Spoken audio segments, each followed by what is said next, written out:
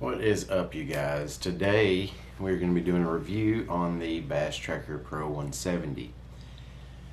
I'm a new boater, so when I initially went boat shopping, I was looking at the Bass Tracker Pro 160.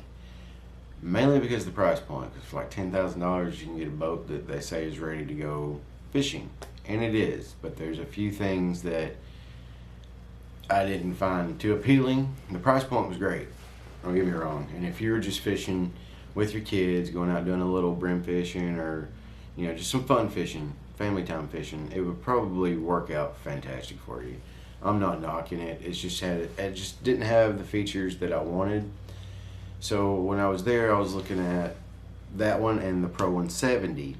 The Pro 170 was a few thousand more, but it kind of gave you some features that was more big bass boat like.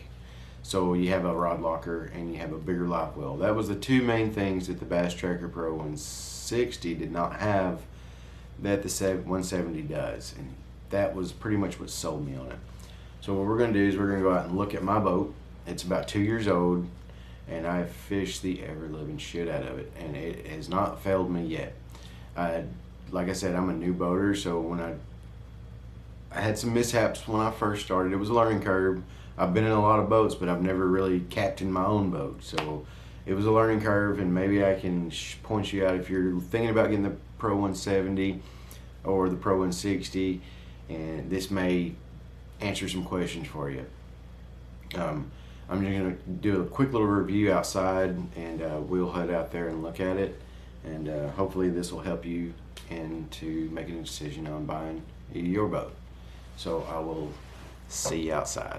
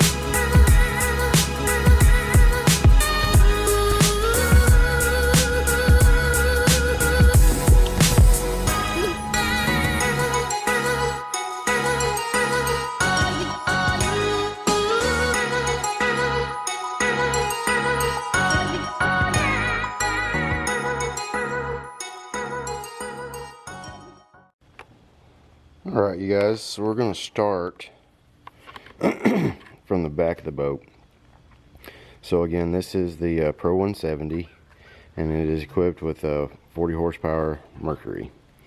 I wish I would have updated to the 50 or upgraded to the 50, but I didn't. I'm a beginner boater. This is my first boat I ever bought, so I just kind of got what I thought I needed. In hindsight, I wish I would have got the 50 on it.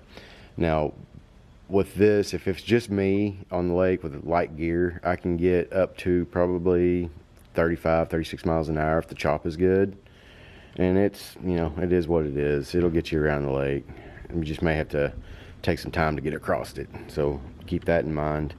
If you're going to get one of these, I may just upgrade the motor and be done with it. Another thing is I'm a new boater, and the very first freaking trip I took, I did not trim my motor up on the boat dock. And when I back down the ramp and started my motor up, I heard this bang, bang, bang, and lo and behold, this right here is what happened. It chewed my ears up, the boat ran rough. Probably should have put it back on the trailer, but like I said, I'm a new boater, didn't know no better. So keep that in mind. Trim your motor up. It's very important. Always remember to put your boat plug in, because that has happened to me before also. Water will start coming up underneath your floor and you start to go panic mode. I've heard guys tell me that you can just full throttle it and it'll suck the water out of it, but when you're in the middle of a lake and your boat's filling up with water, you just don't think about things like that. But I did have the plug in my pocket, and I just reached over the side here and stuck it in the hole. Actually, I stuck it in that hole, which I believe that feeds my Livewell, and thought I was good, and the boat kept filling back up, so I had to reach back over, pull the plug out of it, stick it in the right hole, and then we were good. And I just used the bilge to pump the rest of it out, which sucked. So don't forget the boat plug. Again, don't forget your boat plug.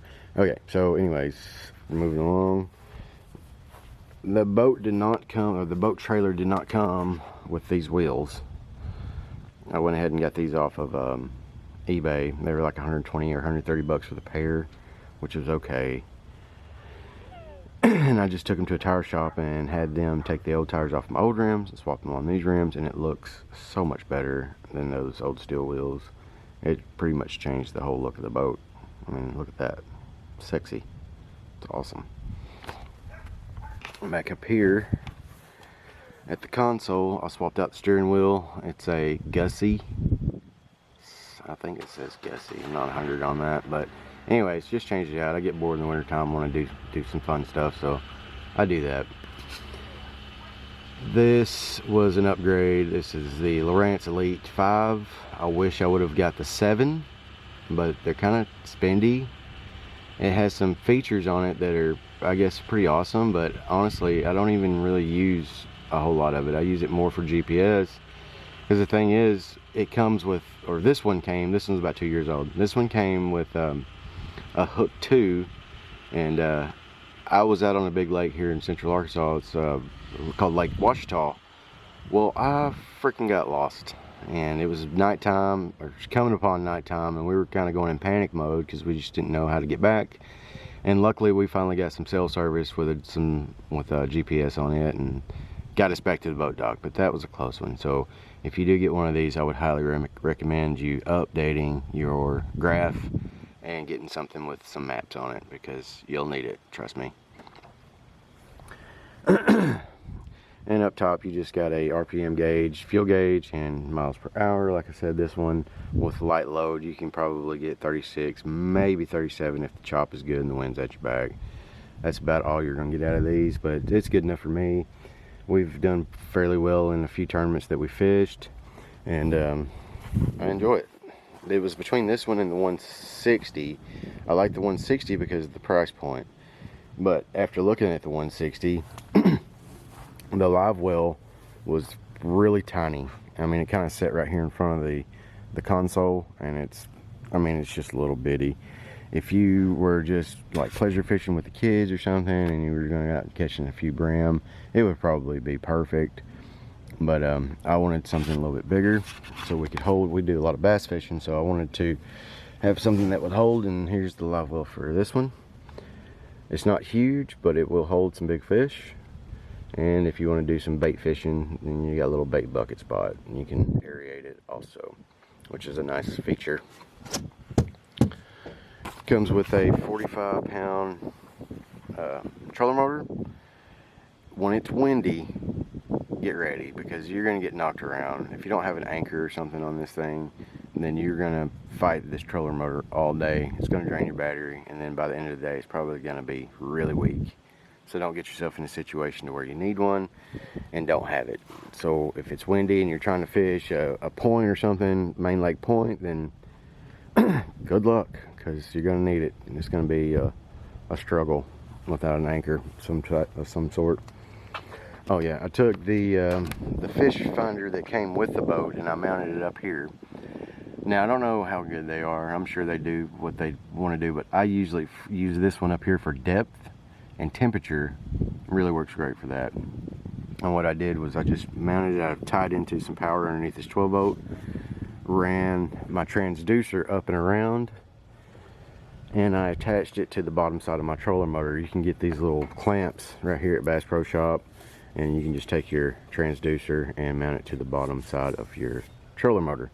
And I've had it in some really shallow water, and my little skag here kind of protects it for the most part. It hasn't broke off yet, and I've been there for over a year, and we've been a lot of places in this thing, so it works out really well. So I would, if you do upgrade your graph, I would move the one that come on your boat up front, just so you can have your depth, you can have your little fish finder, and water temperature. It's a huge thing.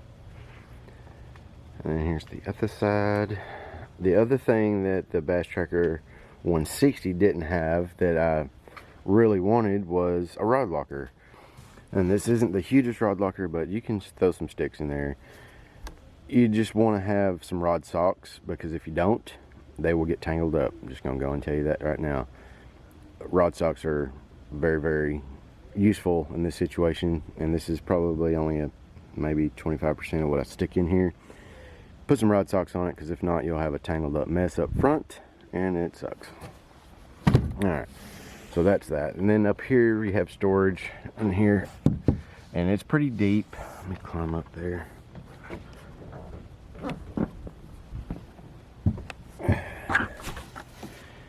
All your boat boxes and spinnerbait boxes. I mean, like I said, it's pretty deep. You can shove a lot of tackle in there, which is pretty nice. And then back here, you've got storage underneath this seat. And that's your life jacket, blah blah blah. And some sunflower seeds, cool. You can just put whatever in there. It don't matter. Whichever how you like to set your boat up. Here is some more storage, but it's fucking tight. More life jackets, blah blah blah. And then that's about it. Okay, well, back here, and then this right here is where your batteries and fuel tank and all that good jazz is. Now, I've seen some guys put power poles on these, but I don't think I'm gonna do it. I don't think I'm gonna do a power pole. I'm gonna do a micro power pole, which the good thing about that is you don't have to have hydraulic pumps or anything like that, and it just works off 12 volt, and you can mount it right here. I think this is where I'm going to mount her at when I get her, which should be in the next couple of days. I'm really excited because, like I said, the wind is a bitch. And so that's probably going to be my next upgrade. As far as the prop goes, I do have a Spitfire prop I'm going to throw on there. Just maybe get a quicker hole shot. And also, I've noticed in this boat, if you're at speed on a lake and it's kind of choppy and you do a hard turn, your prop will start cavitating and you'll lose your speed, which, you know, it's not a huge deal, but it kind of sucks time and time again. So hopefully the Spitfire will solve a lot of that issue. When I put my graph on, here's the transducer for it, and I just really used the same holes that my other transducer came out of, and it seemed to work out okay.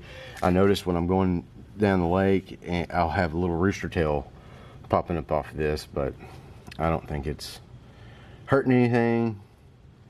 If it is, I haven't noticed it, but that is what that is, and I enjoy it. I'd rather have this than just that little guy that came with it, because that was such a pain in the ass. The trailer is decent. It's not bad. It's a tractor trailer. It's got short. The only thing is these right here. If you're on a steep boat dock, these right here kind of go underwater, and then you're just kind of guessing at that point. On a regular, you know, just a regular grade boat dock, you can still see them. You can kind of put your little bumpers right at the top of the water. You're okay. But some of the boat docks are real steep, and you can't see anything. Other than that, up front, it's got the swing away tongue, which is good for me. My garage is not very big, but I did notice when it's hooked up, it looks like it's sagging right there in the middle, which I may have to just tighten it up, or that just may be where the boat is. I don't know. Like I said, I'm a new boater, and but either way, it still works. It shrinks it up a little bit, which is great. And that is about it for the boat. I will do a video on changing my prop out. I know that's a question I see a few times on the internet. So we'll do that. It's fairly easy. You just take this little nut off right here, and it's got a little washer behind it. Slip your prop off and then slip it back on, put everything back to the way it was, and she works out great. But remember to trim your motor up. Big deal. And other than that, that is about it. So if you are thinking about getting one of these and it's your first boat, and you're torn between the 160 and the 170, just go with the 170, or even the 175. The 175 is pretty freaking sweet. I kind of wish I would have got that one, but the price, you know, for as much as I use it, this right here works perfect for me. And if you just got the extra funds to do it, then I would do it. But other than that, the Pro 170 has not let me down, and you can get into some really tight spots with it, which is pretty awesome. And if you're a new boater like me, you're going to be banging up against things, learning how to drive it, and it can be a struggle, but you can bump into things with this and it won't hurt it. And you can kind of get away with a little bit more with this one than versus a fiberglass boat. And you damage one of those, and then, oh, I don't even want to know. I don't want to know what it would cost to patch a hole up on a fiberglass boat. This one, you can throw a little weld on it and be done with it. But that's it. Love it.